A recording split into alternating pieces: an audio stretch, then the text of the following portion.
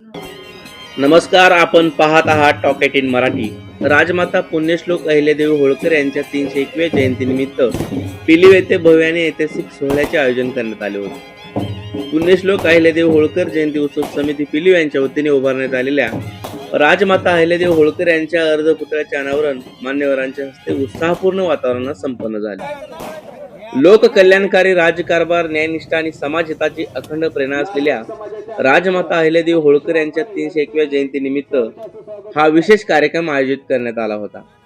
पिलीव परिसरातील नागरिकांनी मोठ्या संख्येने उपस्थित राहून राजमातांना अभिवादन केले.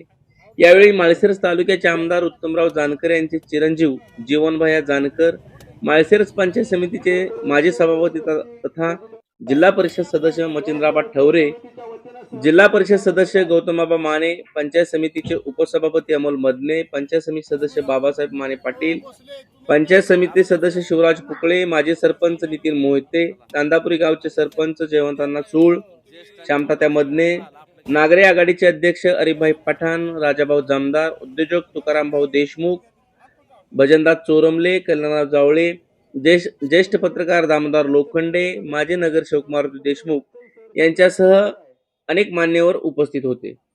मान्यवरांच्या हस्ते राजमाता अहिल्यादेवी होळकर यांच्या अर्धपुतळ्याचे अनावरण करण्यात आले. यावेळी उपस्थितांनी पुष्पहार अर्पण करून राजमातांच्या कार्याला अभिवादन केले. संपूर्ण परिसर जयघोषाने आणि टाळ्यांच्या कडकडाटाने दुमदुमून गेला.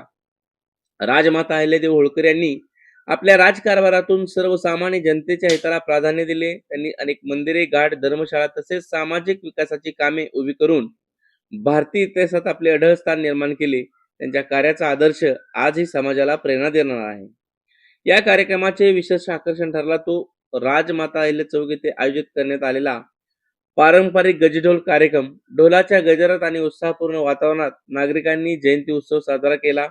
युवक, महिला आणि ज्येष्ठ नागरिकांनी मोठ्या संख्येने सहभाग घेत कार्यक्रमाची शोभा वाढवली.